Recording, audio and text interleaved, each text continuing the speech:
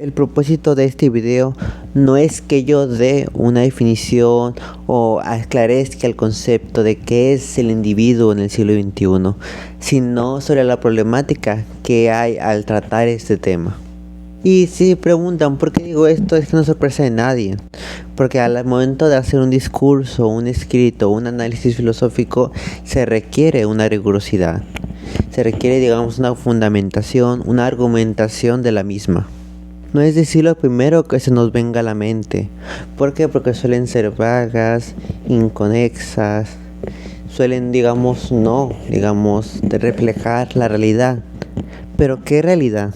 No es sorpresa que cuando queramos leer un libro de un filósofo o filósofa que trata el tema, que trata de explicar qué es el individuo o cuál es, la definición del individuo en el siglo XXI, hay que ver quién lo dice, cuándo lo dice, dónde lo dice.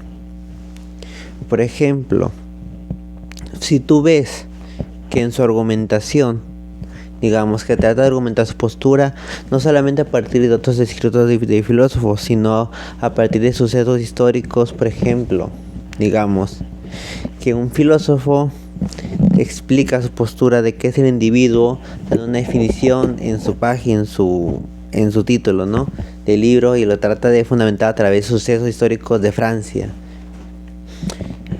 No necesariamente, y al decir, está dando procesos de Francia, le está vinculando con cosas, unas cuantas de Estados Unidos, con cosas, lo está vinculando también con los asiáticos, no solamente con los europeos. O sea, sus filósofos, que utiliza, también hablan mucho de su postura, Y cuando queremos trasladar esta corriente de pensamiento de tal filósofo o filósofa que ha argumentado su postura a partir de hechos históricos de su país, resulta complicado. Y no importa mucho que el libro haya sido escrito en el 2019, 20, 21, 22, incluso si quieres 23, lo sigue siendo. Porque se está hablando de dos realidades con problemas socioeconómicos diferentes. Y no digo que esté mal, porque hay filósofos que han utilizado a Platón, a Aristóteles, para dar una definición, para esclarecer una visión del individuo en la actualidad. Mi punto es, quiero hacer un escrito de filosofía, un artículo de filosofía sobre la concepción del individuo en México en la actualidad, a partir de diversos problemas, de diversos, discusiones sobre las manifestaciones actuales, sobre movimientos sociales, sobre el todo, lo que se está diciendo en las redes sociales, en las noticias, que dan a dar a conocer una visión del individuo. Y este filósofo como tal, aunque es de otro país, me sirve para dar a conocerlo. Sé que hay aquí en este libro de tal filósofo cosas que claramente no me sirven. Cosas que claramente como tal en mi país no se, adaptarían de manera correcta. ¿Por qué? Porque hay cosas que pasan en su país claramente, de primer mundo, que cosas que en México pues no lo abarcarían completamente. Que en su argumentación habla cosas como de la inteligencia artificial, de la tecnología, del uso, del internet, que está tan, en países del primer mundo tan presente, cuando en países, desarrollados como México no le está tanto. No como tal que no sea nuestro país, pero no de la misma manera, no se expresan con la misma potencia. No es algo que esté tan remarcado en nuestro día a día. ¿Por qué? Porque tenemos problemas políticos, sociales, económicos, que suelen diferir.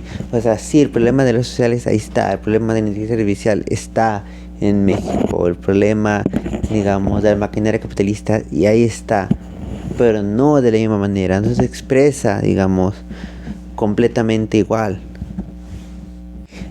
Sí, utilicé a Michel Foucault para hablar del dispositivo político en México. Y tú aclaras, obviamente ese filósofo como tal es de Francia y escribió sus libros, en los 70s, 80s. Y varios de sus conceptos ayudan a estar en México, pero no sé qué tan presente, puedan estar estas otras cosas, ¿no? Digamos, esas otras situaciones que Michel Foucault anuncia, pero como que tal en México, o sea, como que se ven, pero no tan remarcados. Y ahí se da la discusión.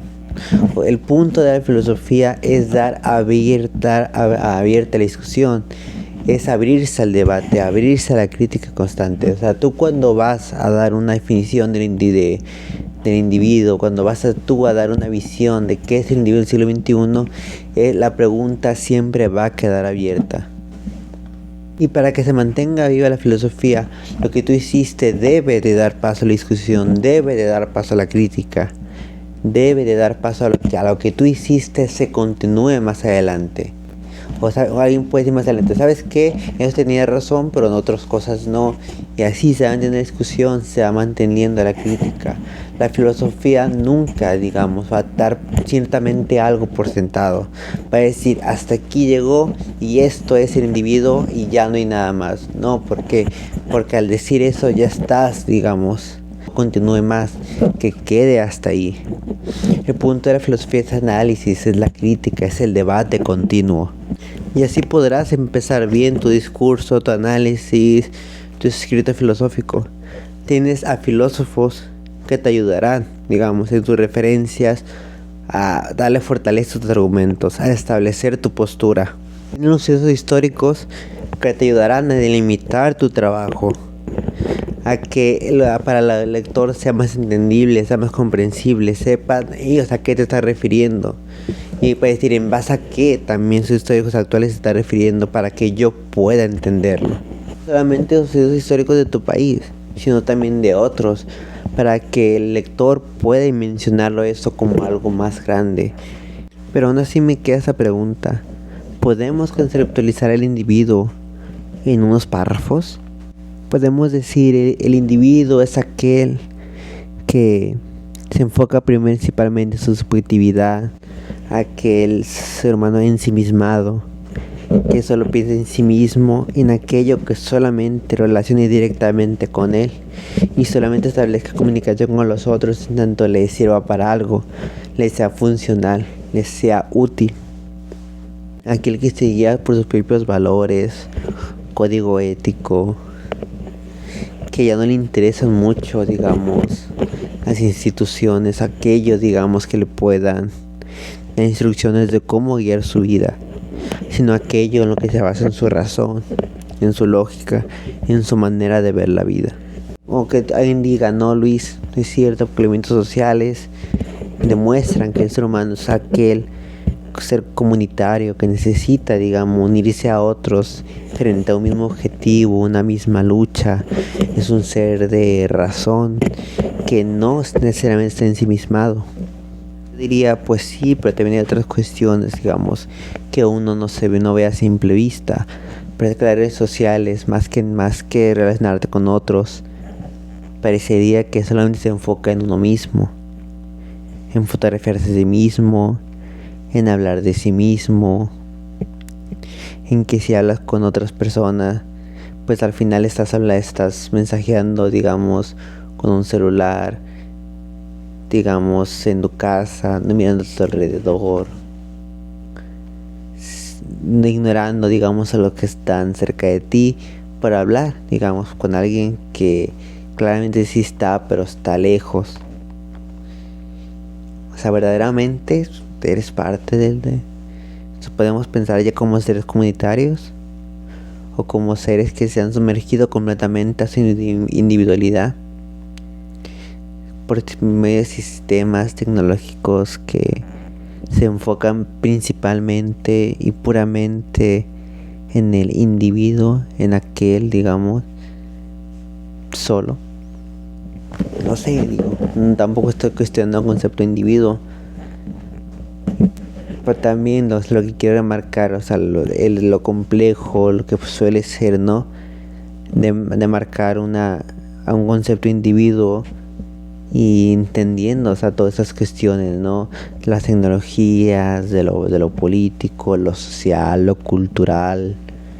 Porque de cierta manera, o sea, esto también demarca qué es el hombre o qué es la mujer, qué es el ser individuo como tal, ¿no? que es aquel que experimenta la vida, que está en el mundo, que es en el mundo, aquel que interactúa en el mundo, o sea, que es aquel. Y ese es lo principal que debemos de preguntarnos, ¿qué es aquel? Y a través de esto sí, salen escritos, salen análisis, salen discursos, salen debates. Todo a través de las preguntas más principales, ¿no? ¿Qué es? Pero también parece que estoy llevando a una cuestión más de introspección, o sea, ¿quién soy? O sea, porque nos preguntamos tanto, ¿qué es el ser humano? ¿Qué es el cuerpo? ¿Qué es la mente? O sea, nos preguntamos como si fueran cosas como exteriores, ¿no? Y a veces, ¿no? Como que te preguntas tanto quién es, qué es el mundo, qué es el ser humano, qué es lo que yo veo a mi alrededor, qué es lo que experimento, qué es la mente, qué es el cuerpo.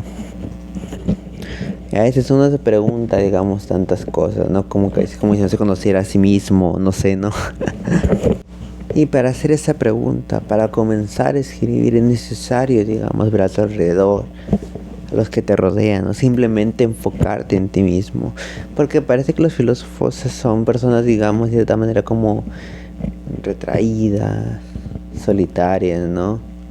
Se ha visto a el filósofo como alguien, digamos, que está retirado, o que no es retirado simplemente, sino es aquel que se ha sentado en la silla, en una fiesta, que simplemente que ve a todos bailando y bebiendo, y él está ahí sentado, mirando a todo lo que está alrededor, ¿no?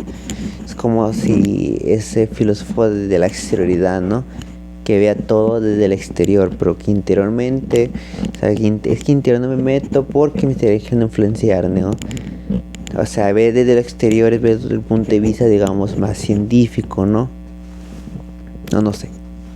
Pensar que es el individuo une lo social, lo económico, lo político, lo histórico, lo religioso, y se quiere hacer de manera más general, que es un trabajo que es mucho más tedioso, mucho más, digamos, extenso. Incluye las diferentes creencias, religiones, culturas, encontrar la síntesis. Es decir, al final de cuentas, los seres humanos son... Es una pregunta, o sea, ¿qué es el ser humano, no? ¿Qué es el individuo? Es una pregunta que, bueno, ya no parece tan simple como a primera vista, ¿no? Y se que remarca tantas cosas, y el ser humano es tan complejo, o sea, trae consigo tanta historia que parece que necesita más de un minuto, 5 minutos, no sé, pensarlo. ¿Qué es el ser humano?